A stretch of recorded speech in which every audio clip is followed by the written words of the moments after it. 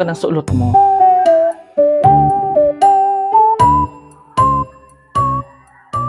Kubaan na sa nalugudan. Tapos maglakaw ka dyan sa tinampot nga sayod pa. Oh, ikaw na yan, be. Hello, Ninang. Ay, daraga naman talaga ang sakong inaanak. Oh, no.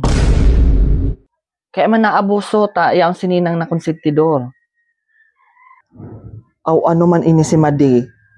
Pabiyain na sa naman yan, daraga na ang aki mo. Mag-ibahan na sa nakamunduwa.